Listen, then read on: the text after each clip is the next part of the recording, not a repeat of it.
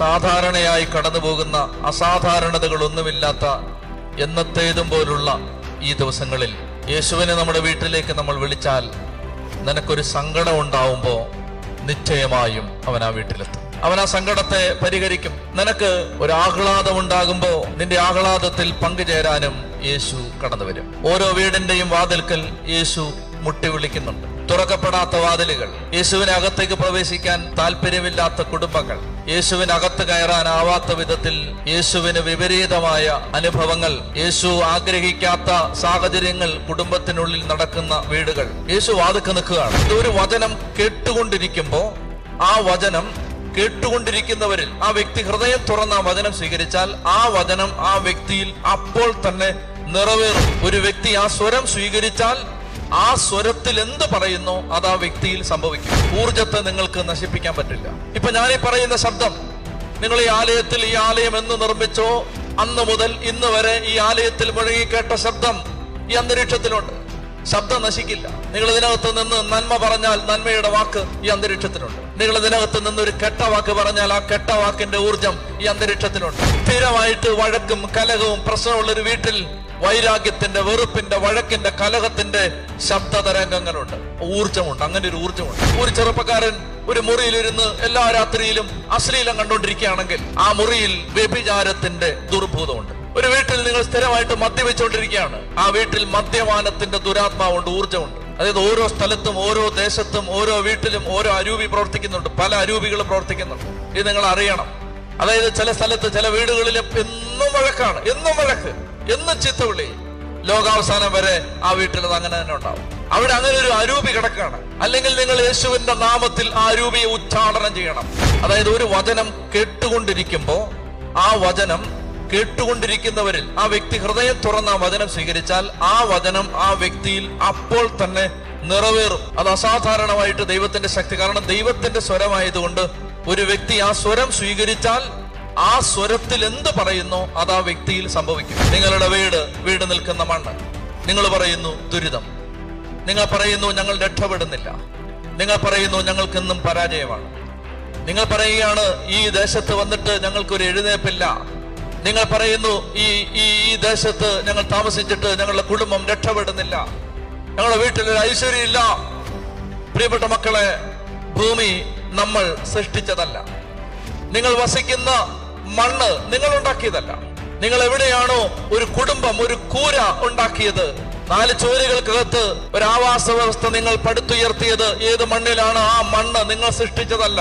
നിങ്ങളുടെ കരവേലയല്ല മണ്ണ്, അത് നമുക്ക് ദാനമായിട്ട് കിട്ടിയതാണ്. ഭൂമി ഉണ്ടായിട്ട് കോടാനുകോടി വർഷങ്ങളായി. കോടാനുകോടി മനുഷ്യര് ജീവിച്ച് മരിച്ച ഭൂമിയാണിത്. എത്ര പേരുടെ ചോര, എത്ര പേരുടെ കണ്ണുനീര്, എത്ര പേരുടെ പാപം, എത്ര പേരുടെ ആഭിചാരം, എത്ര പേരുടെ മന്ത്രവാദ ശക്തികൾ, തിന്മയുടെ ആധിപത്യം, അത് വീണ മണ്ണാണ്, അത് വീണ അന്തരീക്ഷമാണ് നമ്മൾ താമസിക്കുന്ന ഭൂമി.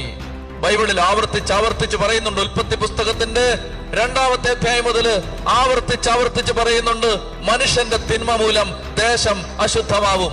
മനുഷ്യൻ തെറ്റ് ചെയ്താൽ ദേശത്തിന്റെ മേൽ കെട്ടുവീഴും. നമ്മൾ ഒരു സ്ഥലം വളരെ വൃത്തിയാക്കിയിട്ടാൽ, എന്നും പ്രാർത്ഥിച്ച് വിശുദ്ധിയോടെ പാപം ചെയ്യാതെ ദൈവത്തിൽ ആശ്രയിച്ച ഒരു സ്ഥലത്തെ നമ്മൾ പ്രൊട്ടക്ട് ചെയ്തിട്ടാൽ ആ കോമ്പൗണ്ടിൽ കാലുകുത്തുമ്പോ ഒരു വ്യക്തിയുടെ മേൽ പരിശുദ്ധാത്മാവ് നിറയും.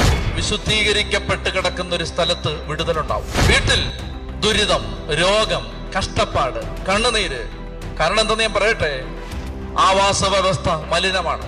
രാവിലെ എഴുന്നേറ്റ മുതൽ വൈകുന്നേരം വരെ വീട്ടിൽ ആവർത്തിക്കപ്പെടുന്ന വാക്കുകൾ, കെട്ട വാക്കിന്റെ ഊർജം, തെറി, വഴക്ക്, കലഹം, വൈരാഗ്യം, മുറുമുറുപ്പ്, പരാതി, ഇതെല്ലാം വീട്ടിൽ കിടക്കും. ലോകാവസാനം വരെ കിടക്കും. കൂട്ടി വെച്ചോ. ഈശോ വന്നത് പ്രശ്നം പറയാനല്ല, പരിഹാരം പറയാനാണ്. ദൈവമക്കളെ പഠിപ്പിച്ചു. മക്കളെ, രാവിലെയും വൈകിട്ടും വീട്ടിൽ പ്രാർത്ഥനാപ്പായ വിരിച്ചിരുന്ന് ദൈവനാമം ഉച്ചരിച്ച് പ്രാർത്ഥിക്കുമ്പോ മണ്ണിന്റെ, അന്തരീക്ഷത്തിന്റെ, വായുവിന്റെ, ജലത്തിന്റെ, ആവാസ വ്യവസ്ഥയുടെ അശുദ്ധി മാറും. ക്രിസ്തീയത എന്ന് പറഞ്ഞാൽ നിങ്ങൾ എന്താണ് മനസ്സിലാക്കിയത്? എന്താണ് ക്രിസ്ത്യാനിറ്റി? എന്താണ് നമ്മുടെ മതം? അത് കുറച്ച് ആചാരങ്ങളാണോ? അത് കുറച്ച് കെട്ടിടങ്ങളാണോ? നമ്മൾ കാലാകാലങ്ങളിൽ രൂപപ്പെടുത്തിയ കുറച്ച് നിയമങ്ങളാണോ? അല്ലെങ്കിൽ എല്ലാ ആഴ്ചയും നമ്മൾ മുടക്കം കൂടാതെ നൂറ്റാണ്ടുകളായിട്ട് ചെയ്തു വരുന്ന ചില രീതികളാണോ? എന്താണ് ക്രിസ്തീയത? ക്രിസ്തീയത എന്താണെന്ന് നിങ്ങൾക്കറിയാമോ? ക്രിസ്തു മതം എന്ന് പറഞ്ഞാൽ ഒരു ബന്ധമാണ്, ഒരു ബന്ധം. ക്രിസ്തു എന്ന ദൈവപുത്രനുമായിട്ടുള്ള ആഴമായ വ്യക്തിപരമായ ഒരടുപ്പത്തിന്റെ ആത്മബന്ധത്തിന്റെ പേരാണ് ക്രിസ്ത്യാനിറ്റി. പള്ളി വരുന്ന ഒരാൾക്ക് ആ ബന്ധമില്ലെങ്കിൽ അയാൾ ക്രിസ്ത്യാനിയല്ല. യേശുവിനോട് എനിക്കുള്ള ബന്ധം എന്താണ്? എന്റെ കാര്യം നടക്കാൻ ഒരു ബന്ധം, ഒരാപത്ത് വരുമ്പോ ഓടി വരാൻ ഒരു ബന്ധം. പ്രിയപ്പെട്ട സഹോദരങ്ങളെ, യേശുവിനോട് നമുക്കുള്ള ബന്ധം എന്താണ്? ഈശോ എന്ന് വിളിക്കുമ്പോ നിങ്ങളുടെ കണ്ണ് നിറഞ്ഞാൽ നിങ്ങൾക്കൊരു ബന്ധമുണ്ടെന്ന് അതിന്റെ അർത്ഥം. യേശു കുരിശിൽ മരിച്ചത് എനിക്ക് വേണ്ടിയാണെന്ന് പറയുകയോ പാടുകയോ പ്രാർത്ഥിക്കുകയോ ചെയ്താൽ, നിങ്ങളുടെ ചങ്കുലഞ്ഞാൽ നിങ്ങൾക്കൊരു ബന്ധമുണ്ടെന്നാണ് അതിന്റെ അർത്ഥം. പക്ഷേ നമ്മളിൽ മഹാഭൂരിപക്ഷത്തിനും ആ ബന്ധമില്ല. യേശുവിനോട് നമുക്ക് എന്തുമാത്രം ബന്ധമുണ്ട്? യേശുവിനോട് ബന്ധമുണ്ടെങ്കിൽ ഒരാള് മധ്യ ഗ്ലാസ്സിൽ മദ്യം ഒഴിച്ച് നീട്ടുമ്പോ യേശുവിനോട് ബന്ധമുള്ള ഒരാൾ പറയും, യേശുവിന് വേണ്ടി ഞാനിത് വേണ്ടാന്ന് വെക്കുക. വഴക്കിടാൻ നല്ല ഒത്ത ഒരു സാഹചര്യം വരുമ്പോ യേശുവിനോട് ബന്ധമുള്ള ഒരാള് യേശുവിനെ പ്രതി ആ വഴക്ക് വേണ്ടാന്ന് വെക്കും. എന്റെ യേശുവിന് വേണ്ടി ഞാനിത് സഹിക്കുകയാണ്, എന്റെ യേശുവിന് വേണ്ടി ഞാനിത് വിട്ടുകൊടുക്കുകയാണ്, എന്റെ യേശുവിന് വേണ്ടി ഞാനിത് കണ്ടില്ലെന്നടിക്കുകയാണ്. പള്ളി വന്നു എന്ന് പറഞ്ഞിട്ട് കാര്യമില്ല, പ്രാർത്ഥന ചൊല്ലി എന്ന് പറഞ്ഞിട്ട് കാര്യമില്ല. ഒരു ബന്ധമുണ്ട്, ബന്ധം. ആ ബന്ധമുള്ളവര് വൈരാഗ്യം, വെറുപ്പ്, കലഹം, വഴക്ക് അതൊന്നും അവിടെ ഇല്ല. ഈ ബന്ധമില്ലെങ്കിൽ നമ്മുടെ മതം ഒരു സംഘടനയായിട്ട് മാറും. ഒരു രാഷ്ട്രീയ പാർട്ടി പോലെ, ഒരു സന്നദ്ധ സംഘടന പോലെ ഒരു സംഘടന.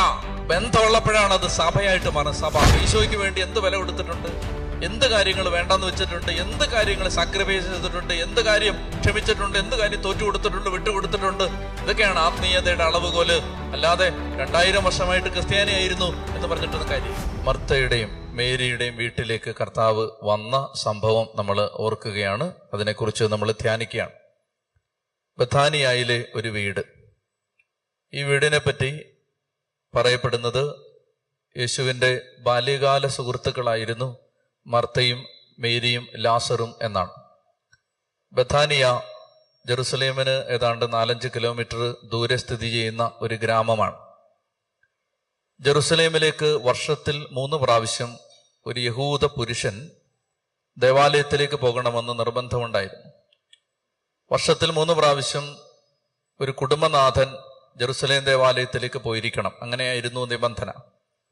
അതുപോലെ ആണ്ടിലൊരിക്കലെങ്കിലും തിരുനാൾ ആഘോഷിക്കാൻ കുടുംബമായി പോയിരുന്ന പതിവ് യഹൂദ കുടുംബങ്ങൾക്ക് ഉണ്ട്. ജെറുസലേം ദേവാലയം അവർക്ക് ഒരൊറ്റ ദേവാലയമേ ഉള്ളൂ. നമുക്കിന്നുള്ളതുപോലെ അനേക ദേവാലയങ്ങൾ ഇല്ലാതിരുന്ന ഒരൊറ്റ ദേവാലയം മാത്രമുള്ളൊരു സാഹചര്യത്തിൽ വർഷത്തിലൊരിക്കലെങ്കിലും ഈ കുടുംബം ജെറുസലേം ദേവാലയത്തിലേക്ക് പോയിട്ടുണ്ട്. ജോസഫും മേരിയും ഈശോയും ജെറുസലേം ദേവാലയത്തിലേക്ക് പോകുമ്പോൾ ദീർഘമായ യാത്രയാണ്. അതാണ് 600-ലധികം കിലോമീറ്റർ നീളുന്ന യാത്രയാണ്. ആ യാത്ര, അത്രയും ദൂരം യാത്ര ചെയ്ത് അവിടെ എത്തുമ്പോൾ അവർക്ക് ഇടയ്ക്ക് താമസിക്കാൻ രാത്രിയും പകലുമായി യാത്ര ചെയ്യുന്ന സംഘങ്ങൾക്ക് ഇടത്താവളങ്ങളുണ്ട്, സത്രങ്ങളുണ്ട്, അല്ലെ താമസ സൗകര്യങ്ങളുണ്ട്. ബഥാനിയായിലെ വീട്, മർത്തയുടെയും മേരിയുടെയും ലാസറിന്റെയും വീട്, ജോസഫിനും മറിയത്തിനും പരിചയമുള്ള, ഒരുപക്ഷെ ബന്ധുക്കളായിരിക്കാനിടയുള്ള, നേരത്തെ പരിചയമുള്ളൊരു വീടാണ്. ആ വീട്ടിൽ ഓരോ വർഷവും തിരുനാളിന് പോകുമ്പോൾ ഈശോ കുട്ടിയായിരുന്ന സമയത്ത് ആ വീട്ടിൽ ചെന്നിട്ടുണ്ടെന്നും ബാല്യകാലം അങ്ങനെ ആ സൗഹൃദം ആസ്വദിച്ചിട്ടുണ്ടെന്നും ഇവരെല്ലാം തമ്മിൽ കൂട്ടുകാരായിരുന്നു നമുക്ക് വ്യാഖ്യാനങ്ങളുണ്ട്. എന്തോ ആവട്ടെ, അറിയാൻ പാടില്ല. അങ്ങനെ യേശുവിന് പരിചയമുള്ള, അടുപ്പമുള്ള ഒരു വീടാണിത്. അടുപ്പമുള്ള, യേശുവിന് സ്വാതന്ത്ര്യമുള്ള ഒരു വീടാണിത്. ആ വീട്ടിലേക്ക് ഈശോ ചെല്ലുന്ന ഒരു സന്ദർഭം ഇവിടെ സൂചിപ്പിക്കുകയാണ്. ബഥാനിയായിലൂടെ ഈശോ നടന്നു പോകുന്ന സമയത്ത് മർത്ത എന്ന പേരുള്ള ഒരു സ്ത്രീ അവനെ വീട്ടിൽ സ്വീകരിച്ചു. അങ്ങനെ പറഞ്ഞാണ് തുടങ്ങുന്നത്. നമ്മൾ മർത്തയുടെയും മേരിയുടെയും വീട്ടിൽ യേശു ചെല്ലുന്ന സാഹചര്യങ്ങളെ വിലയിരുത്തുമ്പോൾ 3 സന്ദർഭങ്ങളിലാണ് ഈശോ ആ വീട്ടിലേക്ക് ചെല്ലുന്നത്. നമ്മൾ ബൈബിളിൽ വായിക്കുന്നത് പ്രകാരം, അതിൽ കൂടുതൽ തവണ പോയിട്ടുണ്ടാവും. നമുക്ക് കിട്ടിയ ബൈബിൾ താളുകളുടെ ഭാഗങ്ങളുടെ വെളിച്ചത്തിൽ 3 തവണയാണ് ഈശോ അവിടെ പോകുന്നത്. ഒന്നാമത്തേത് ഈ ഭാഗം, ഒരു സാധാരണ ദിവസം, പ്രത്യേകതകളൊന്നുമില്ലാത്ത ഒരു ദിവസം, അസാധാരണ സംഭവങ്ങളൊന്നും ഇല്ലാത്ത ഒരു സാധാരണ ദിവസം. നമ്മുടെ ജീവിതം എന്നും രാവിലെ നമ്മൾ ഉണരുന്ന സമയത്ത് ഉണരുകയും അത് കഴിഞ്ഞിട്ട് ദിനചര്യകളെല്ലാം നമ്മൾ പതിവ് പോലെ പൂർത്തിയാക്കുകയും ജോലികളിൽ ഏർപ്പെടുകയും നമ്മൾ എല്ലാ ദിവസവും ചെയ്യുന്ന, അനുദിനം ചെയ്യുന്ന, പതിവായി ചെയ്യുന്ന കാര്യങ്ങൾ ആവർത്തിച്ച് ചെയ്ത് മുന്നോട്ട് പോവുകയും ചെയ്യുന്ന ഒരു സാധാരണ ദിവസം. അങ്ങനെ ഒരു സാധാരണ ദിവസം ഈ വീട്ടിലേക്ക് യേശു വരികയാണ്. രണ്ടാമതായിട്ട് യേശു ആ വീട്ടിലേക്ക് വരുന്നത് ഒരു അസാധാരണ ദിവസമാണ്. അതായത് ലാസർ മരിച്ചു എന്നറിഞ്ഞ് മരണത്തിന് ശേഷം 4 ദിവസം കഴിയുമ്പോൾ സങ്കടനിർഭരമായ ഒരു അന്തരീക്ഷത്തിലേക്ക്, ദുഃഖം തളം കെട്ടി നിൽക്കുന്ന ഒരു വീടിന്റെ വറുതിയിലേക്കും വേദനയിലേക്കും യേശു വരികയാണ്. മൂന്നാമതായിട്ട് യേശു വരുന്നത് ലാസറിനെ മരണത്തിൽ നിന്ന് ഉയർത്തെഴുന്നേൽപ്പിച്ചതിന് ശേഷം. നമ്മൾ രണ്ടാമത്തെ യേശുവിന്റെ വരവ് കാണുന്നത് യോഹന്നാൻ 11-ാം അധ്യായത്തിലാണ്. യോഹന്നാന്റെ സുവിശേഷം 12-ാം അധ്യായത്തിലാണ് മൂന്നാമത്തെ വരവ്. ലാസർ ഉയർപ്പിക്കപ്പെട്ടതിന് ശേഷം മർത്തയും മേരിയും ലാസറും കൂടി യേശുവിന് പെസഹായ്ക്ക് 6 ദിവസം മുമ്പ് ഒരു വിരുന്നൊരുക്കി. യേശുവിന്റെ കുരിശ് മരണത്തിന് 7 ദിവസം മുമ്പ് ഒരു വിരുന്നൊരുക്കുമ്പോ ആ വിരുന്നിൽ സംബന്ധിക്കാൻ യേശു വരികയാണ്. അവരുടെ ആഹ്ലാദങ്ങളിലേക്ക് യേശു വരികയാണ്. അങ്ങനെയാണെങ്കിൽ ഞാൻ ഈ പറഞ്ഞതിനെ 3ആയിട്ട് തരംതിരിക്കാം. 1, ഒരു സാധാരണ ദിവസം യേശു ആ വീട്ടിലേക്ക് വന്നു. 2, ഒരു സങ്കടത്തിന്റെ നേരം യേശു ആ വീട്ടിലേക്ക് വന്നു. 3, അവരുടെ ഒരു ആഹ്ലാദത്തിന്റെ ദിവസത്തിൽ യേശു അവരുടെ വീട്ടിലേക്ക് വന്നു. ശ്രദ്ധിക്കാമെങ്കിൽ പ്രിയപ്പെട്ട മക്കളെ, നമ്മുടെ വീട്ടിലേക്ക് യേശു വരേണ്ടതിനെ പറ്റി മനോഹരമായ ചില വെളിച്ചങ്ങൾ ഈ ഭാഗം നമുക്ക് തരുന്നുണ്ട്. അതായത് മർത്തയും മേരിയും യേശുവിനെ അവരുടെ ജീവിതത്തിൽ പ്രശ്നങ്ങളൊന്നുമില്ലാതിരുന്ന ഒരു സാധാരണ ദിവസം അവരുടെ വീട്ടിലേക്ക് യേശുവിനെ സ്വീകരിച്ചു. ഒരു സാധാരണ ദിവസം യേശുവിനെ വീട്ടിലേക്ക് വിളിച്ചു കയറ്റി. പ്രത്യേകിച്ച് രോഗമില്ല, സങ്കടമില്ല, ദുഃഖമില്ല, ഭാരമില്ല, കടബാധ്യതയില്ല, എണ്ണിപ്പറയാൻ ദുരിതങ്ങളുടെ ആധിക്യം പറയാനില്ലാത്തൊരു സാധാരണ ദിവസം യേശു ആ വീട്ടിലേക്ക് കടന്നു വന്നു. എന്നെ ശ്രദ്ധിക്കുക, ഈ സാധാരണ ദിവസം യേശു വന്നപ്പോൾ, സാധാരണ ദിവസം യേശുവിനെ ആ വീട്ടിലേക്ക് അവർ സ്വീകരിച്ചപ്പോ അവർക്കൊരു സങ്കടമുണ്ടായപ്പോൾ യേശു വന്നു. അവരുടെ ആഹ്ലാദത്തിൽ പങ്കുചേരാനും യേശു വന്നു. ദൂത് ഇതാണ്. നമ്മുടെ ജീവിതത്തിൽ സാധാരണയായി കടന്നു പോകുന്ന അസാധാരണതകളൊന്നുമില്ലാത്ത എന്നത്തേതും പോലുള്ള ഈ ദിവസങ്ങളിൽ യേശുവിനെ നമ്മുടെ വീട്ടിലേക്ക് നമ്മൾ വിളിച്ചാൽ, നിനക്കൊരു സങ്കടം ഉണ്ടാവുമ്പോൾ നിശ്ചയമായും അവൻ ആ വീട്ടിലെത്തും. അവൻ ആ സങ്കടത്തെ പരിഹരിക്കും. നിനക്ക് ഒരാഹ്ലാദമുണ്ടാകുമ്പോൾ നിന്റെ ആഹ്ലാദത്തിൽ പങ്കുചേരാനും യേശു കടന്നു വരും. പ്രിയപ്പെട്ട മക്കളെ, നമ്മുടെ വീട്ടിലേക്ക് യേശുവിനെ വിളിക്കണം. വെളിപാട് പുസ്തകം 3-ാം അധ്യായത്തിൽ നമ്മൾ വായിക്കും, ഇതാ ഞാൻ വാതിൽക്കൽ മുട്ടുന്നു, ആരെങ്കിലും എന്റെ സ്വരം കേട്ട് വാതിൽ തുറന്നു തന്നാൽ ഞാൻ അകത്ത് പ്രവേശിക്കും, അകത്ത് വരും, അവനുമായി ഞാൻ ഭക്ഷണത്തിനിരിക്കും. ഓരോ വീടിന്റെയും വാതിൽക്കൽ യേശു മുട്ടി വിളിക്കുന്നുണ്ട്. തുറക്കപ്പെടാത്ത വാതിലുകൾ, യേശുവിനെ അകത്തേക്ക് പ്രവേശിക്കാൻ താല്പര്യമില്ലാത്ത കുടുംബങ്ങൾ, യേശുവിനകത്ത് കയറാനാവാത്ത വിധത്തിൽ യേശുവിന് വിപരീതമായ അനുഭവങ്ങൾ, യേശു ആഗ്രഹിക്കാത്ത സാഹചര്യങ്ങൾ കുടുംബത്തിനുള്ളിൽ നടക്കുന്ന വീടുകൾ. യേശു വാതിൽക്ക് നിൽക്കുകയാണ്.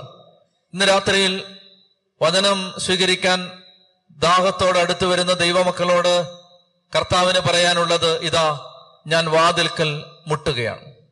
കർത്താവ് നമ്മുടെ വീട്ടിലേക്ക് പ്രവേശിക്കാൻ കാത്തിരിക്കുകയാണ്. കുടുംബത്തിന്റെ ഭാഗമാവാൻ യേശു കാത്തിരിക്കുകയാണ്.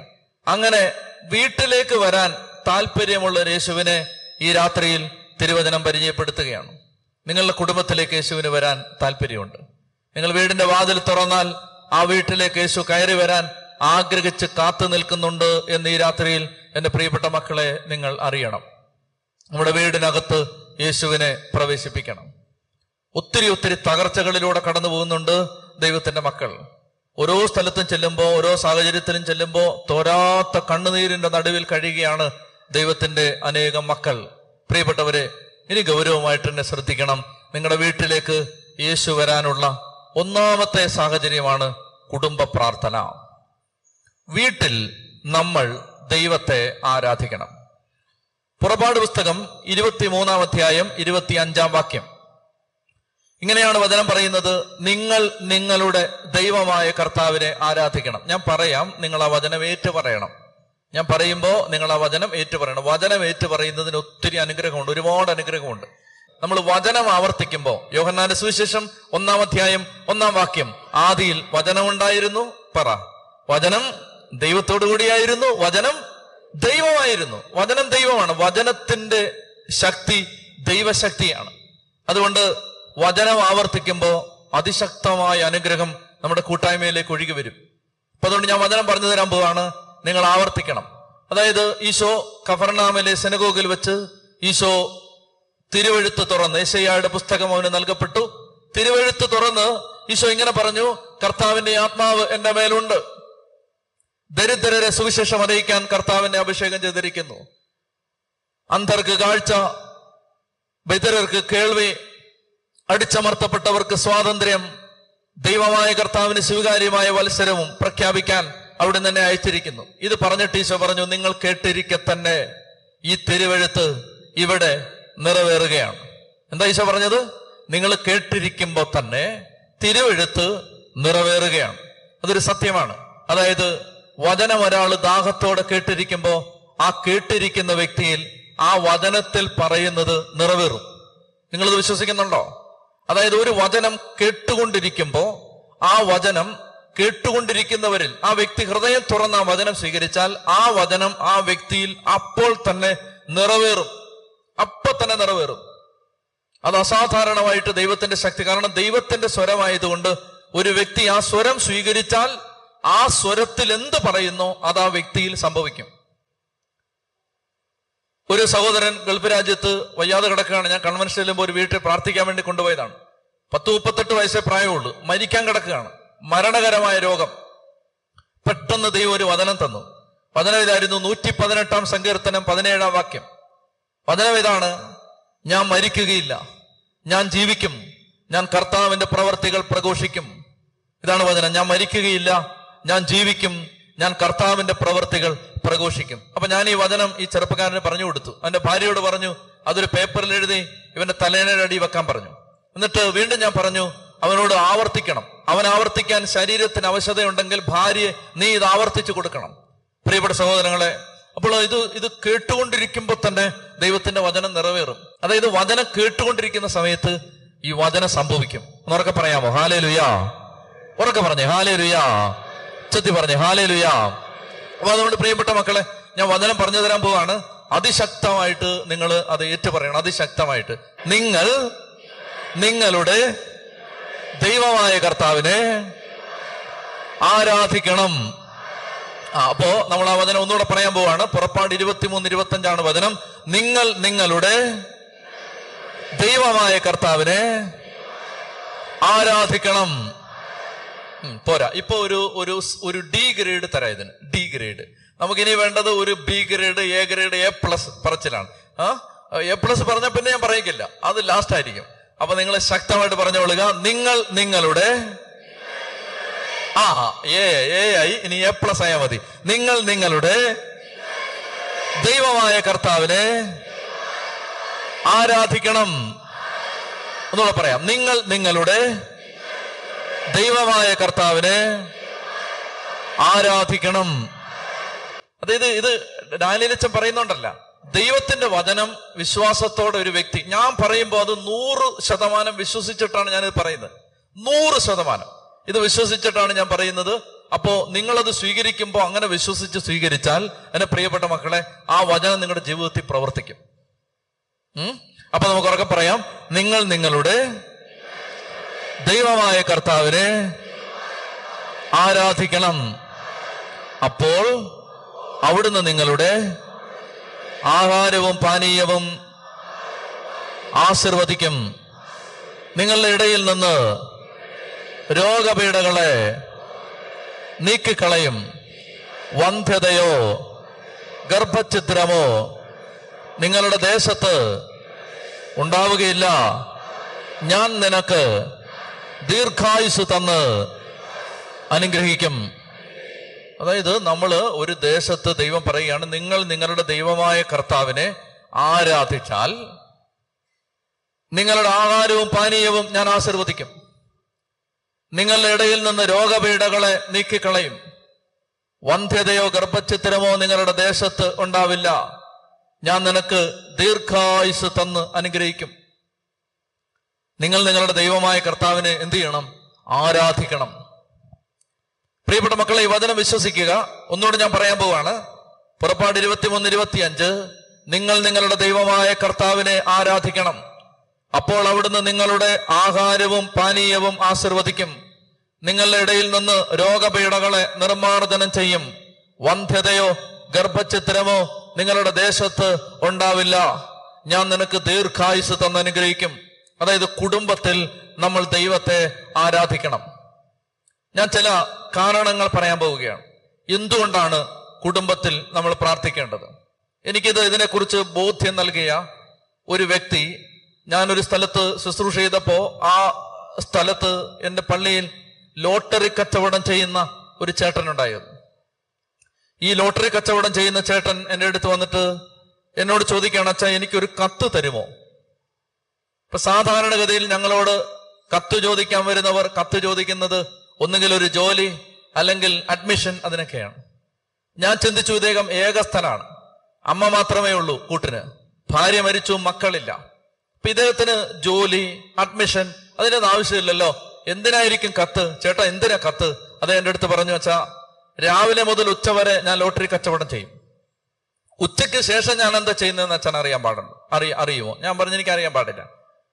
അത് എൻ്റെ അടുത്ത് പറഞ്ഞു, ഉച്ചയ്ക്ക് ശേഷം ഞാൻ പോകുന്നത് സുവിശേഷ വേല ചെയ്യാനാണ്. എനിക്കത് പുതിയ അറിവാണ്. ഞാൻ ചോദിച്ചു, എന്ത് സുവിശേഷ വേല? അദ്ദേഹം പറഞ്ഞു, അച്ഛാ ഞാൻ എവിടെയാണോ ലോട്ടറി വിൽക്കാൻ പോകുന്നത് ആ സ്ഥലത്തുള്ള വീടുകളിൽ കയറി ചെന്നിട്ട് ഞാൻ ആ വീട്ടിൽ ചെന്ന് അവരോട് കർത്താവിന്റെ നാമത്തിൽ ആ വീട്ടുകാർക്ക് വേണ്ടി പ്രാർത്ഥിക്കും. അപ്പൊ എന്നെ സ്വീകരിക്കുന്ന വീടുകളിൽ ഞാൻ അവിടെ ചെന്നിട്ട് പ്രാർത്ഥിക്കും, പ്രാർത്ഥിച്ചിട്ട് തിരിച്ചു വരും. അപ്പൊ ഞാൻ പറഞ്ഞു, ചേട്ടാ ഇതൊരു അസാധാരണമായ കാര്യമാണ് ചേട്ടൻ ചെയ്യുന്നത്. കാരണം ഈ പാവപ്പെട്ട മനുഷ്യൻ ഈ സാധാരണ ഉപജീവന മാർഗം, അതിനുവേണ്ടിയുള്ള ആ വരുമാനത്തിനുള്ള വക കണ്ടെത്തിയിട്ട് മിച്ചം വരുന്ന സമയത്ത് അദ്ദേഹം കർത്താവിന്റെ ജോലി ചെയ്യാനായിട്ട് ഇറങ്ങിപ്പോവാണ്. ഞാൻ ചോദിച്ചു, എന്തിനാണ് കത്ത്? അത് എൻ്റെ അടുത്ത് പറഞ്ഞു, അച്ഛാ ഞാൻ വീടുകളിലേക്ക് കയറി ചെല്ലുമ്പോ സംശയദൃഷ്ടിയോടാണ് ആളുകളെല്ലാം നോക്കുന്നത്. അവരാദ്യം ചോദിക്കും, നിങ്ങൾ ഏത് സഭയാണ്? അപ്പൊ ഞാൻ ഏത് സഭയാന്ന് പറയും. അപ്പൊ അവർക്ക് വിശ്വാസം വരുത്തില്ല. അവർ വേറെ ചില ഗ്രൂപ്പുകളിൽ നിന്നൊക്കെ വരുന്നതെന്ന് പറഞ്ഞിട്ട് വീട്ടിൽ കയറ്റില്ല. അപ്പൊ അതുകൊണ്ട് അച്ഛൻ കത്ത് തരണം. എന്താ കത്ത്? ഇന്ന ആളെ എനിക്ക് പരിചയമുണ്ട്, ഈ സഹോദരൻ എനിക്ക് പരിചയമുള്ള ആളാണ്, എന്റെ പള്ളി വരുന്ന ആളാണ്, ഇദ്ദേഹം ഒരു കള്ളനല്ല, മര്യാദക്കാരനാണ്, ഇദ്ദേഹത്തെ വീട്ടിൽ കയറ്റാൻ കൊള്ളാം, ഇദ്ദേഹത്തിന് എന്തെങ്കിലും പ്രശ്നം ഉണ്ടാക്കിയാൽ ഞാനതിന് ഉത്തരവാദിത്വം പറയുന്നതാണ് എന്നതിനകത്ത് എഴുതിയില്ലേലും ഈ എഴുത്തിന്റെ ഉള്ളടക്കം അതാണ്. സത്യത്തിൽ എനിക്ക് ഇദ്ദേഹത്തെ അറിയാം. എന്നിട്ട് എന്റെ പേരെഴുതി ഒപ്പിടണം. ഇപ്പൊ ഞാൻ പേപ്പറും പേന എടുത്ത് എഴുതാതിരിക്കുമ്പോ എന്റെ മനസ്സിൽ എങ്ങനെ തോന്നി, ദൈവമേ ആവശ്യത്തിൽ കൂടുതൽ പ്രശ്നം ഇപ്പൊ തന്നെ ഉണ്ട്. ഇതേ ഏതെങ്കിലും വീട്ടിൽ കയറി ചെന്നിട്ട് എന്തെങ്കിലും ഒരു വിഷയം ഉണ്ടാക്കിയാൽ നാളെ അതിന്റെ ഉത്തരവാദിത്വം ഞാൻ പറയേണ്ടി വരും. ഇപ്പൊ ഞാൻ പേപ്പറും പേനയും താഴെ വെച്ചിട്ട്, ചേട്ടാ എഴുത്ത് വേണോ? അപ്പൊ അതേ പറഞ്ഞു, എഴുത്ത് വേണം, എഴുത്തില്ലാതെ എനിക്ക് സുവിശേഷ വേല ചെയ്യാൻ പറ്റില്ല. ഞാൻ പറഞ്ഞു, ചേട്ടൻ വീട്ടിൽ ചെന്ന് എന്ത് ചെയ്യുന്നെന്നാ പറഞ്ഞേ? ഞാൻ പ്രാർത്ഥിക്കും. ചേട്ടാ എങ്ങനെ പ്രാർത്ഥിക്കുന്നത്? ഞാൻ ആ വീട്ടുകാർക്ക് വേണ്ടി പ്രാർത്ഥിക്കും. ചേട്ടാ എന്റെ ഒരു മനസമാധാനത്തിന് ചോദിക്കുകയാണ്, ചേട്ടൻ എങ്ങനെയാ പ്രാർത്ഥിക്കുന്നത്? ചേട്ടൻ ഇപ്പോ ഇതെന്റെ വീടാണ്, ഈ വീട്ടിലേക്ക് വന്നിരിക്കുകയാണ്, എന്റെ വീട്ടിലേക്ക് കയറി വന്നിട്ട് ചേട്ടൻ എനിക്ക് വേണ്ടി പ്രാർത്ഥിക്കണം, എന്നെ പ്രാർത്ഥിച്ച് കാണിച്ചു തരണം. അപ്പൊ അദ്ദേഹം പറഞ്ഞു, എന്നോട് എഴുന്നേറ്റ് നിൽക്കാൻ പറഞ്ഞു. ഞാൻ എഴുന്നേറ്റ് നിന്നു. അദ്ദേഹം പ്രാർത്ഥിക്കുകയാണ്. അസാധാരണമായൊരു പ്രാർത്ഥന. പാവപ്പെട്ട മനുഷ്യന് അദ്ദേഹത്തിന്റെ നാവിൻ തുമ്പിലൂടെ വരുന്ന ഈ അസാധാരണമായ പ്രാർത്ഥന, ദൈവമേ എങ്ങനെയാണ് ഈ മനുഷ്യന് ഇതൊക്കെ പറയാൻ പറ്റുന്നത്, പ്രാർത്ഥിക്കാൻ പറ്റുന്നത്? ഞാൻ അത്ഭുതത്തോടെ കേട്ടു നിൽക്കുകയാണ്. അതേ എല്ലാ സാഹചര്യങ്ങളും സമർപ്പിച്ച് പ്രാർത്ഥിച്ചു. പ്രാർത്ഥന തീരുന്നത് എങ്ങനെയാണ്? ഇത് നിങ്ങൾ ശ്രദ്ധിക്കണം. ഇതിനകത്ത് ഭയങ്കരമായ എന്റെ ബോധത്തെ മുഴുവൻ പിടിച്ചുലച്ച ഏതാനും വാചകങ്ങൾ പറഞ്ഞാണ് അദ്ദേഹം ആ പ്രാർത്ഥന അവസാനിപ്പിച്ചത്. പ്രാർത്ഥന തീരുന്നത് എങ്ങനെയാണ്? ദൈവമേ ഈ പാവപ്പെട്ടവൻ ഇവിടം വിട്ടു പോവുകയാണ്, ഈ പാവപ്പെട്ടവൻ ഇവിടം വിട്ടു പോയാലും ഞാൻ പ്രാർത്ഥിച്ച പ്രാർത്ഥനയുടെ ശബ്ദം ഈ അന്തരീക്ഷത്തിൽ കിടക്കും. അദ്ദേഹം പറയുകയാണ്, ശബ്ദം നശിക്കുന്നില്ല, ഇല്ലാതാകുന്നില്ല. ശബ്ദ തരംഗങ്ങളായി ഈ അന്തരീക്ഷത്തിൽ കിടക്കും. ദൈവമേ ഈ പാവപ്പെട്ടവൻ ഇവിടം വിട്ട് പോയാലും ഞാൻ പ്രാർത്ഥിച്ച പ്രാർത്ഥനയുടെ ശബ്ദം, പ്രാർത്ഥനയുടെ വാക്ക്, പ്രാർത്ഥനയുടെ ശക്തി ശബ്ദ തരംഗങ്ങളായി ഈ അന്തരീക്ഷത്തിൽ കിടന്ന് ഈ അച്ഛൻ ഇവിടെ താമസിക്കുന്ന കാലത്തോളം അച്ഛന് വേണ്ടി നിലവിളിക്കണമേ. പ്രാർത്ഥിച്ചു നിർത്തി. യേശുവിന്റെ നാമത്തിൽ ആമേൻ. പ്രിയപ്പെട്ട സഹോദരങ്ങളെ, ഒന്നും പറയാൻ പറ്റാതെ ഞാൻ മിണ്ടാതെ നിന്നു. ശുദ്ധശാസ്ത്രം, ഊർജത്തെ നിങ്ങൾക്ക് നശിപ്പിക്കാൻ പറ്റില്ല. ഇപ്പൊ ഞാനീ പറയുന്ന ശബ്ദം, നിങ്ങൾ ഈ ആലയത്തിൽ, ഈ ആലയം എന്ന് നിർമ്മിച്ചോ അന്ന് മുതൽ ഇന്ന് വരെ ഈ ആലയത്തിൽ മുഴങ്ങിക്കേട്ട ശബ്ദം ഈ അന്തരീക്ഷത്തിലുണ്ട്. ശബ്ദം നശിക്കില്ല. നിങ്ങൾ ഇതിനകത്ത് നിന്ന് നന്മ പറഞ്ഞാൽ നന്മയുടെ വാക്ക് ഈ അന്തരീക്ഷത്തിലുണ്ട്. നിങ്ങൾ ഇതിനകത്ത് നിന്ന് ഒരു കെട്ട വാക്ക് പറഞ്ഞാൽ ആ കെട്ട വാക്കിന്റെ ഊർജം ഈ അന്തരീക്ഷത്തിലുണ്ട്. സ്ഥിരമായിട്ട് വഴക്കും കലഹവും പ്രശ്നമുള്ളൊരു വീട്ടിൽ വൈരാഗ്യത്തിന്റെ, വെറുപ്പിന്റെ, വഴക്കിന്റെ, കലഹത്തിന്റെ ശബ്ദ തരംഗങ്ങളുണ്ട്, ഊർജമുണ്ട്. അങ്ങനെ ഒരു ഊർജമുണ്ട് സ്ഥിരമായിട്ട്. ഇപ്പൊ നിങ്ങള് ഒരു ചെറുപ്പക്കാരൻ ഒരു മുറിയിലിരുന്ന് എല്ലാ രാത്രിയിലും അശ്ലീലം കണ്ടുകൊണ്ടിരിക്കുകയാണെങ്കിൽ ആ മുറിയിൽ വ്യഭിചാരത്തിന്റെ ദുർഭൂതമുണ്ട്. ഒരു വീട്ടിൽ നിങ്ങൾ സ്ഥിരമായിട്ട് മദ്യപിച്ചുകൊണ്ടിരിക്കുകയാണ്, ആ വീട്ടിൽ മദ്യപാനത്തിന്റെ ദുരാത്മാവുണ്ട്, ഊർജമുണ്ട്. പ്രിയപ്പെട്ട സഹോദരങ്ങളെ, അതായത് ഒരു ദേശത്ത് കാല് ചവിട്ടുമ്പോ ദൈവത്തിന്റെ ശുശ്രൂഷകർക്ക് മനസ്സിലാവും ഇവിടെ എന്ത് അരൂപിയാണ്. അത് മനസ്സിലാക്കാൻ പറ്റും. അതായത് ഓരോ സ്ഥലത്തും, ഓരോ ദേശത്തും, ഓരോ വീട്ടിലും ഓരോ അരൂപി പ്രവർത്തിക്കുന്നുണ്ട്. പല അരൂപികൾ പ്രവർത്തിക്കുന്നുണ്ട്. ഇത് നിങ്ങൾ അറിയണം. അതായത് ചില സ്ഥലത്ത്, ചില വീടുകളിൽ എന്നും വഴക്കാണ്, എന്നും വഴക്ക്, എന്നും ചീത്തവിളി. ലോകാവസാനം വരെ ആ വീട്ടിൽ അത് അങ്ങനെ തന്നെ ഉണ്ടാവും. അവിടെ അങ്ങനെ ഒരു അരൂപി കിടക്കുകയാണ്. അല്ലെങ്കിൽ നിങ്ങൾ യേശുവിന്റെ നാമത്തിൽ ആ അരൂപിയെ ഉച്ചാടനം ചെയ്യണം, അതിനെ ദൂരീകരിക്കണം. ഞാൻ പറയാം, ശ്രദ്ധിച്ചു കേട്ടോ. അപ്പോൾ ഈ മനുഷ്യൻ പറയുകയാണ്, ദൈവമേ, ഞാൻ പ്രാർത്ഥിച്ച പ്രാർത്ഥനയുടെ ശബ്ദം ശബ്ദതരംഗങ്ങളായിട്ട് ഈ അന്തരീക്ഷത്തിൽ കിടക്കുകയാണ്. ഈ പാവപ്പെട്ടവൻ എവിടം വിട്ടുപോയാലും ഞാൻ പ്രാർത്ഥിച്ച പ്രാർത്ഥനയുടെ ശബ്ദം ശബ്ദതരംഗങ്ങളായി എന്റെ വാക്കിന്റെ ഊർജം ഈ അന്തരീക്ഷത്തിൽ കിടന്ന് അച്ഛന് വേണ്ടി പ്രാർത്ഥിക്കും. ലോകമുള്ള കാലത്തോളം പ്രാർത്ഥിക്കുമെന്ന്. എന്റെ പ്രിയപ്പെട്ട സഹോദരി സഹോദരന്മാരെ, എന്നെ നന്നായിട്ട് നിങ്ങൾ ശ്രദ്ധിച്ചോളുക. നിങ്ങളുടെ വീട് നിൽക്കുന്ന മണ്ണ്. നിങ്ങൾ പറയുന്നു ദുരിതം, നിങ്ങൾ പറയുന്നു ഞങ്ങൾ രക്ഷപ്പെടുന്നില്ല, നിങ്ങൾ പറയുന്നു ഞങ്ങൾക്കെന്നും പരാജയമാണ്, നിങ്ങൾ പറയുകയാണ് ഈ ദേശത്ത് വന്നിട്ട് ഞങ്ങൾക്കൊരു എഴുന്നേൽപ്പില്ല, നിങ്ങൾ പറയുന്നു ഈ ദേശത്ത് ഞങ്ങൾ താമസിച്ചിട്ട് ഞങ്ങളുടെ കുടുംബം രക്ഷപ്പെടുന്നില്ല, ഞങ്ങളുടെ വീട്ടിലൊരു ഐശ്വര്യം ഇല്ല. പ്രിയപ്പെട്ട മക്കളെ, ഭൂമി നമ്മൾ സൃഷ്ടിച്ചതല്ല. നിങ്ങൾ വസിക്കുന്ന മണ്ണ് നിങ്ങൾ ഉണ്ടാക്കിയതല്ല. നിങ്ങൾ എവിടെയാണോ ഒരു കുടുംബം, ഒരു കൂര ഉണ്ടാക്കിയത്, 4 ചുവരുകൾക്കകത്ത് ഒരു ആവാസ വ്യവസ്ഥ നിങ്ങൾ പടുത്തുയർത്തിയത് ഏത് മണ്ണിലാണ്? ആ മണ്ണ് നിങ്ങൾ സൃഷ്ടിച്ചതല്ല. നിങ്ങളുടെ കരവേലയല്ല മണ്ണ്, അത് നമുക്ക് ദാനമായിട്ട് കിട്ടിയതാണ്. ഭൂമി ഉണ്ടായിട്ട് കോടാനുകോടി വർഷങ്ങളായി, കോടാനുകോടി മനുഷ്യര് ജീവിച്ച് മരിച്ച ഭൂമിയാണിത്. എത്ര പേരുടെ ചോര, എത്ര പേരുടെ കണ്ണുനീര്, എത്ര പേരുടെ പാപം, എത്ര പേരുടെ ആഭിചാരം, എത്ര പേരുടെ മന്ത്രവാദ ശക്തികൾ, തിന്മയുടെ ആധിപത്യം, അത് വീണ മണ്ണാണ്, അത് വീണ അന്തരീക്ഷമാണ് നമ്മൾ താമസിക്കുന്ന ഭൂമി. ബൈബിളിൽ ആവർത്തിച്ച് പറയുന്നുണ്ട്. ഉൽപ്പത്തി പുസ്തകത്തിന്റെ 2-ാമത്തെ അധ്യായം മുതൽ ആവർത്തിച്ച് പറയുന്നുണ്ട്, മനുഷ്യന്റെ തിന്മ മൂലം ദേശം അശുദ്ധമാവും. മനുഷ്യൻ തെറ്റ് ചെയ്താൽ ദേശത്തിന്റെ മേൽ കെട്ടുവീഴും.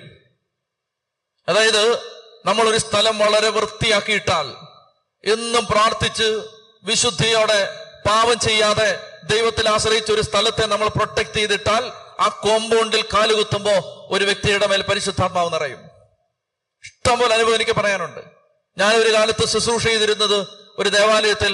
ആ ദേവാലയത്തിന്റെ പ്രത്യേകത, ആ ദേവാലയത്തിന്റെ മുറ്റത്ത് സമരം ചെയ്ത ജനത്തെ പോലീസ് ലാത്തിച്ചാർജ് നടത്തി ഓടിച്ചതാണ്. ഇടവക ജനവും പോലീസും തമ്മിൽ ഏറ്റുമുട്ടൽ നടന്ന ഒരു പള്ളിയാണത്. ആളുകളുടെ തല പൊട്ടി ചോര വീണ മണ്ണാണത്.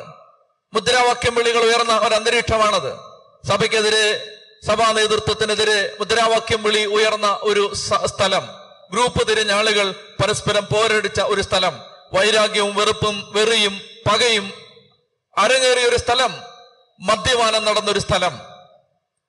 പലതരത്തിലുള്ള ഒരു ദേവാലയത്തിന്റെ അന്തരീക്ഷത്തിന് യോജിക്കാത്തൊരു സ്ഥലം. പ്രിയപ്പെട്ടവരെ, അവിടെ ശുശ്രൂഷ ചെയ്ത കാലഘട്ടത്തിൽ ദൈവം എനിക്ക് തന്ന ഒരു ബോധ്യം അനുസരിച്ച് ആ ജനത്തെ വചനം പഠിപ്പിച്ച് വചനം പറഞ്ഞ് മനസ്സിലാക്കി ഒരു വർഷമൊക്കെ കഴിയുമ്പോൾ, 1.5 വർഷം അടുക്കാറാവുമ്പോ ജനത്തിന് മാറ്റം വന്നു.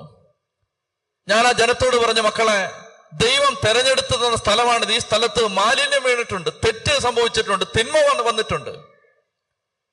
എന്നാൽ നിങ്ങൾ, ദൈവമേ, ഞങ്ങൾ അങ്ങ് തെരഞ്ഞെടുത്ത ആലയത്തെ ഞങ്ങളുടെ അറിവില്ലായ്മ കൊണ്ട് അശുദ്ധമാക്കി എന്ന് പറഞ്ഞ് ദൈവത്തോട് ഒരു ദിവസം നമുക്ക് ഉപവസിച്ച് പ്രാർത്ഥിച്ച് മാപ്പ് ചോദിച്ചാൽ ഈ ആലയം വിശുദ്ധീകരിക്കപ്പെടും. സെപ്റ്റംബർ മാസം 7-ാം തീയതി, ഞാൻ ഓർക്കുന്നുണ്ട്, സെപ്റ്റംബർ 7-ാം തീയതി രാവിലെ മുതൽ ഉച്ചവരെ ദൈവവചനം ധ്യാനിച്ച് പ്രാർത്ഥിച്ചിട്ട് ഉച്ചയോടടുത്തൊരു സമയത്ത് ജനം മുഴുവൻ ദേവാലയത്തിന്റെ 4 ഭാഗത്തും മുട്ടുമേൽ നിന്ന്, ദൈവമേ, ഈ ആലയത്തോടും ഈ അന്തരീക്ഷത്തോടും ഞങ്ങൾ ചെയ്തു പോയ തെറ്റുകൾക്ക് മാപ്പ് തരണം എന്ന് പറഞ്ഞ് ഹൃദയം പൊട്ടിക്കരഞ്ഞ് പ്രാർത്ഥിച്ച പെരുമഴ പെയ്തിട്ടും ആളുകൾ മുഴുവൻ വെളിയിലിറങ്ങി ആ മഴ നനഞ്ഞുകൊണ്ട് ദൈവത്തോട് മാപ്പ് ചോദിച്ചൊരു മധ്യാഹ്നമുണ്ട്.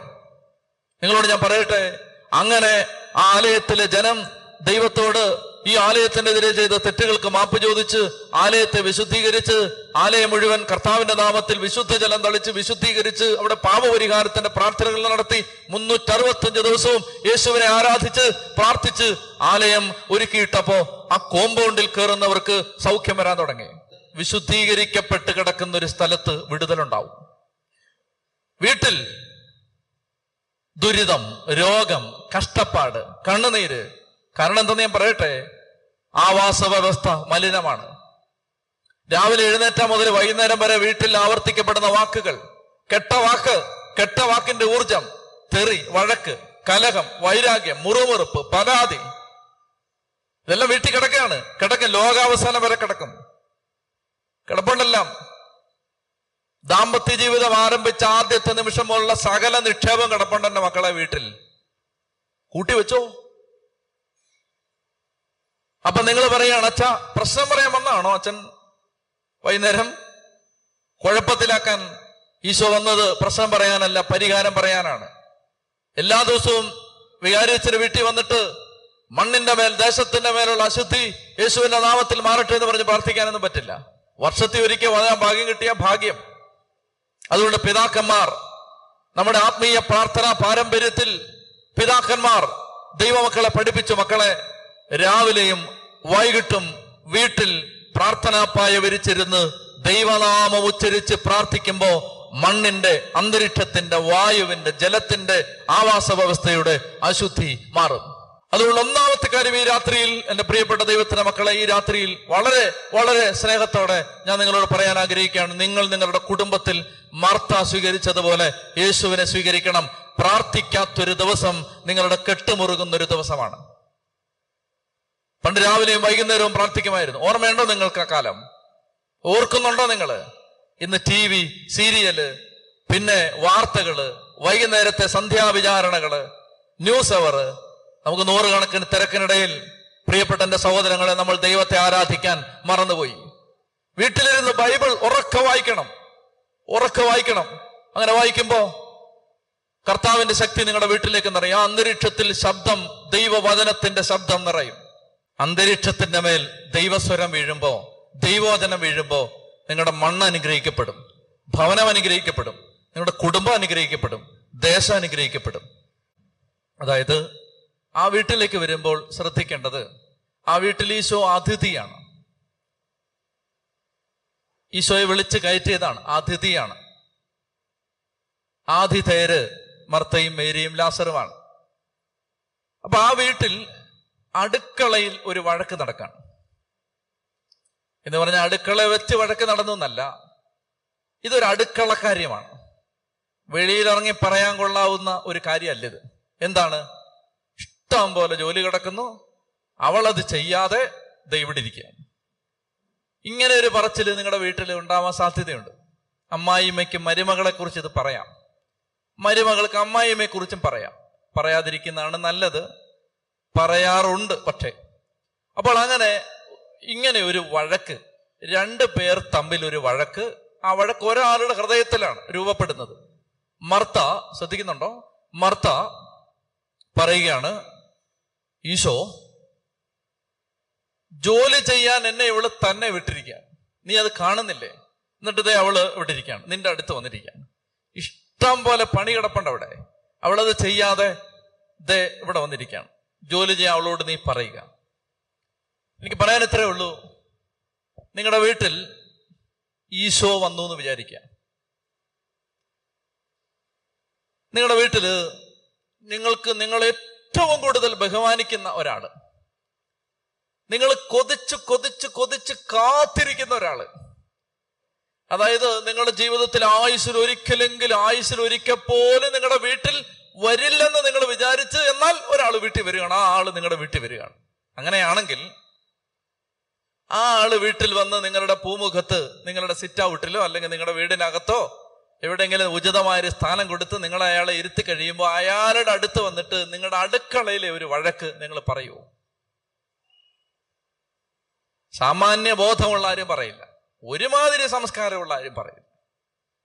പിന്നെ തീരെ ഇതൊന്നും ഇല്ലാത്ത ചില ആളുകൾ പറയുമായിരിക്കും.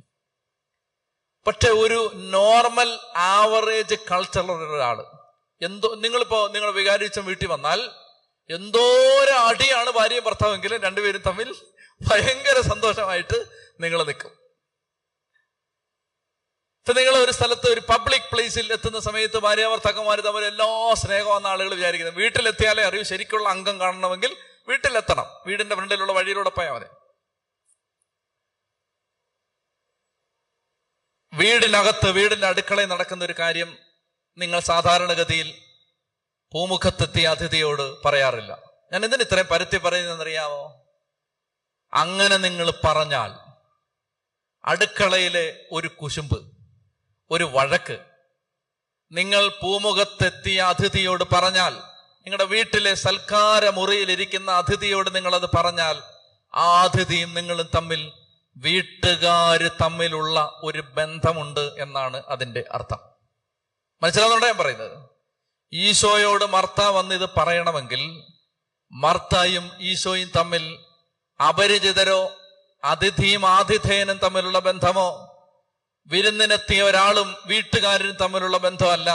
ആ വീട്ടിൽ ഒരു അംഗത്തെ പോലാണ് ഈശോ അവനോട് എന്തും പറയാവുന്ന ഒരു ബന്ധം. നമ്മുടെ വീട്ടിൽ യേശു വരുമ്പോ, നമ്മുടെ വീടിന്റെ ഭാഗമായിട്ട് യേശുവിനെ മാറ്റുമ്പോ, നമ്മുടെ ജീവിതത്തിന്റെ ഭാഗമായിട്ട് യേശുവിനെ മാറ്റുമ്പോ, പ്രിയപ്പെട്ട മക്കളെ, നമ്മൾ സൂക്ഷിക്കേണ്ടത് യേശുവിനോട് ഒരു സ്നേഹബന്ധമാണ്. ഈ രാത്രിയിൽ ഒരു ചോദ്യം ചോദിച്ചിട്ട് നിങ്ങളെ ഞാൻ പറഞ്ഞു വിടുകയാണ്. ചോദ്യം ഇതാണ്: ക്രിസ്തീയത എന്ന് പറഞ്ഞാൽ നിങ്ങൾ എന്താണ് മനസ്സിലാക്കിയത്? എന്താണ് ക്രിസ്ത്യാനിറ്റി? എന്താണ് നമ്മുടെ മതം? അത് കുറച്ച് ആചാരങ്ങളാണോ? അത് കുറച്ച് കെട്ടിടങ്ങളാണോ? അത് കുറച്ച് നമ്മൾ കാലാകാലങ്ങളിൽ രൂപപ്പെടുത്തിയ കുറച്ച് നിയമങ്ങളാണോ? അല്ലെങ്കിൽ എല്ലാ ആഴ്ചയും നമ്മൾ മുടക്കം കൂടാതെ നൂറ്റാണ്ടുകളായിട്ട് ചെയ്തു വരുന്ന ചില രീതികളാണോ? എന്താണ് ക്രിസ്തീയത? ക്രിസ്തീയത എന്താണെന്ന് നിങ്ങൾക്കറിയാമോ? ക്രിസ്തു മതം എന്ന് പറഞ്ഞാൽ ഒരു ബന്ധമാണ്, ഒരു ബന്ധം. ക്രിസ്തു എന്ന ദൈവപുത്രനുമായിട്ടുള്ള ആഴമായ വ്യക്തിപരമായ ഒരടുപ്പത്തിന്റെ ആത്മബന്ധത്തിന്റെ പേരാണ് ക്രിസ്ത്യാനിറ്റി. പള്ളി വരുന്ന ഒരാൾക്ക് ആ ബന്ധമില്ലെങ്കിൽ അയാൾ ക്രിസ്ത്യാനിയല്ല. ഇന്ന് രാത്രിയിൽ നമ്മൾ ഈ ചോദ്യം ചോദിച്ചിട്ടാണ് തിരിച്ചു പോകുന്നത്. യേശുവിനോട് എനിക്കുള്ള ബന്ധം എന്താണ്? എന്റെ കാര്യം നടക്കാൻ ഒരു ബന്ധം, ഒരാപത്ത് വരുമ്പോ ഓടി വരാൻ ഒരു ബന്ധം. പ്രിയപ്പെട്ട സഹോദരങ്ങളെ, യേശുവിനോട് നമുക്കുള്ള ബന്ധം എന്താണ്? ഈശോ എന്ന് വിളിക്കുമ്പോ നിങ്ങളുടെ കണ്ണ് നിറഞ്ഞാൽ നിങ്ങൾക്കൊരു ബന്ധം ഉണ്ടെന്ന് അതിന്റെ അർത്ഥം. യേശു കുരിശിൽ മരിച്ചത് എനിക്ക് വേണ്ടിയാണെന്ന് പറയുകയോ പാടുകയോ പ്രാർത്ഥിക്കുകയോ ചെയ്താൽ, നിങ്ങളുടെ ചങ്കുലഞ്ഞാൽ നിങ്ങൾക്കൊരു ബന്ധം ഉണ്ടെന്നാണ് അതിന്റെ അർത്ഥം. പക്ഷേ നമ്മളിൽ മഹാഭൂരിപക്ഷത്തിനും ആ ബന്ധമില്ല. Christianity is A relationship. Religion എന്ന വാക്കിന്റെ അർത്ഥം പോലും ബന്ധം ഉണ്ടാക്കുക, പാലം കെട്ടുക എന്നാണ്. ബന്ധമാണിത്, ബന്ധം. യേശുവിനോട് നമുക്ക് എന്തുമാത്രം ബന്ധമുണ്ട്? യേശുവിനോട് ബന്ധമുണ്ടെങ്കിൽ ഒരാള് മദ്യ ഗ്ലാസ്സിൽ മദ്യം ഒഴിച്ച് നീട്ടുമ്പോ യേശുവിനോട് ബന്ധമുള്ള ഒരാൾ പറയും, യേശുവിന് വേണ്ടി ഞാനിത് വേണ്ടാന്ന് വെക്കുകയാണ്. വഴക്കുണ്ടാക്കാൻ ഒരു സാഹചര്യം വരുമ്പോ, വഴക്കിടാൻ നല്ല ഒത്ത ഒരു സാഹചര്യം വരുമ്പോ, യേശുവിനോട് ബന്ധമുള്ള ഒരാള് യേശുവിനെ പ്രതി ആ വഴക്ക് വേണ്ടാന്ന് വെക്കും. എന്റെ കർത്താവിനെ പ്രതി എനിക്കിത് വേണ്ട, എന്റെ യേശുവിന് വേണ്ടി ഞാനിത് സഹിക്കുകയാണ്, എന്റെ യേശുവിന് വേണ്ടി ഞാനിത് വിട്ടുകൊടുക്കുകയാണ്, എന്റെ യേശുവിന് വേണ്ടി ഞാനിത് കണ്ടില്ലെന്നടിക്കുകയാണ്.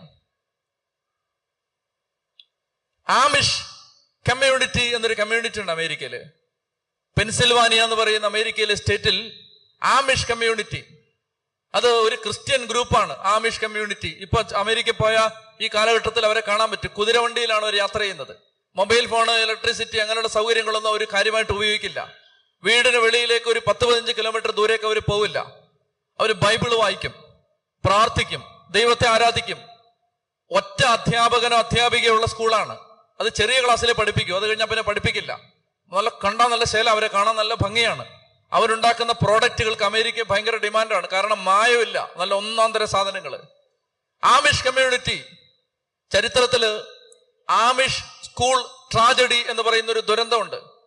അതായത് ആമിഷ് കമ്മ്യൂണിറ്റിയിലെ കൊച്ചുകുട്ടികളെ പഠിപ്പിച്ചിരുന്ന ഒറ്റ ടീച്ചർ മാത്രമുള്ള ഒരു സ്കൂളിലേക്ക് ചാൾസ് കാൾ റോബർട്ട്സൺ എന്ന പേരുള്ള ഒരു ട്രക്ക് ഡ്രൈവർ ഒരു വണ്ടി ഓടിച്ച് കയറ്റിയിട്ട് അയാളുടെ കയ്യിൽ കരുതിയ തൂക്കമായിട്ട് ഈ ക്ലാസ് മുറിയിലേക്ക് ഓടിക്കയറിയിട്ട് 10 കുട്ടികളെ നിരത്തി പുറംതിരിഞ്ഞു നിർത്തിയിട്ട് ഇങ്ങനെ നിരനിരയായിട്ട് വെടിവെച്ചു.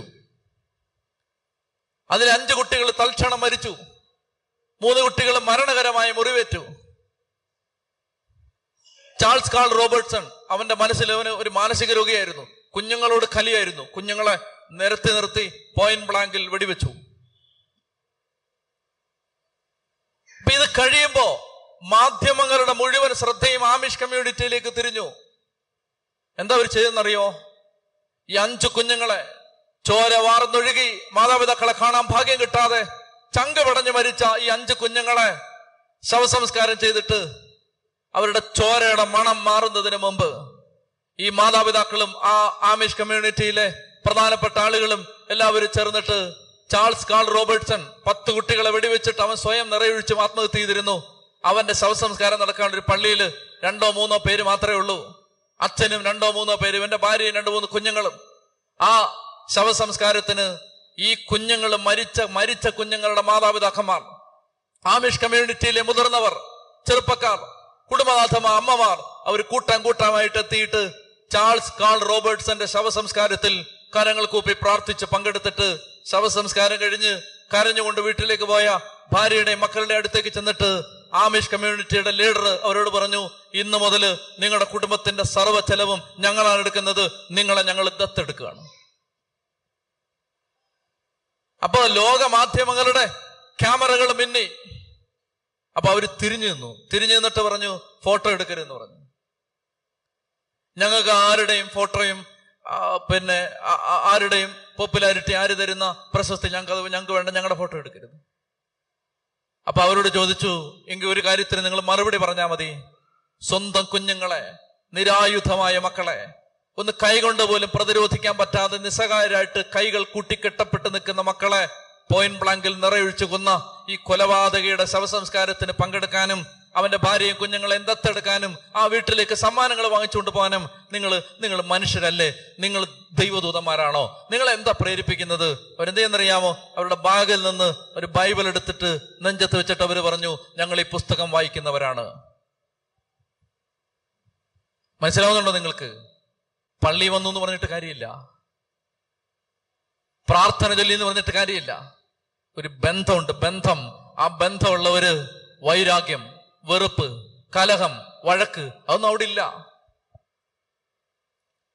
ഈ ബന്ധമില്ലെങ്കിൽ പ്രിയപ്പെട്ടവരെ, നമ്മുടെ മതം ഒരു സംഘടനയായിട്ട് മാറും. സംഘടന, ഒരു രാഷ്ട്രീയ പാർട്ടി പോലെ, ഒരു സന്നദ്ധ സംഘടന പോലെ ഒരു സംഘടന. ബന്ധമുള്ളപ്പോഴാണ് അത് സഭയായിട്ട് മാറും. സഭ അല്ലെ അത് സംഘടനയാണ്. എന്റെ പ്രിയപ്പെട്ട സഹോദരങ്ങളെ, ഈ രാത്രിയിൽ ദൈവത്തിന്റെ ആത്മാവ് മർത്തയുടെയും മേരിയുടെയും ലാസറിന്റെയും വീട്ടിലേക്ക് ഈശോ ചെന്ന ദൂത് വെളിപ്പെടുത്തുമ്പോ ദൈവം പറയാൻ ആഗ്രഹിക്കുന്നത് ഇതാണ്: നിന്റെ വീട്ടിൽ യേശുവിന് ബന്ധമുണ്ടോ? നിന്റെ വ്യക്തി ജീവിതത്തിൽ യേശുവിന് എന്ത് ബന്ധമുണ്ട്? എന്റെ പ്രിയപ്പെട്ട സഹോദരങ്ങളെ, അതുകൊണ്ട് നമുക്ക് ഈ രാത്രിയിൽ വചനം കേട്ടിട്ട് തിരികെ മടങ്ങുമ്പോ ഈശോയോട് എന്തുമാത്രം ബന്ധമുണ്ട്, ഈശോയ്ക്ക് വേണ്ടി എന്ത് വില കൊടുത്തിട്ടുണ്ട്, എന്ത് കാര്യങ്ങൾ വേണ്ടെന്ന് വെച്ചിട്ടുണ്ട്, എന്ത് കാര്യങ്ങൾ സാക്രിഫൈസ് ചെയ്തിട്ടുണ്ട്, എന്ത് കാര്യം ക്ഷമിച്ചിട്ടുണ്ട്, എന്ത് കാര്യം തോറ്റു കൊടുത്തിട്ടുണ്ട്, വിട്ടുകൊടുത്തിട്ടുണ്ട്. ഇതൊക്കെയാണ് ആത്മീയതയുടെ അളവുകോല്. അല്ലാതെ 2000 വർഷമായിട്ട് ക്രിസ്ത്യാനിയായിരുന്നു എന്ന് പറഞ്ഞിട്ടൊന്നും കാര്യമില്ല.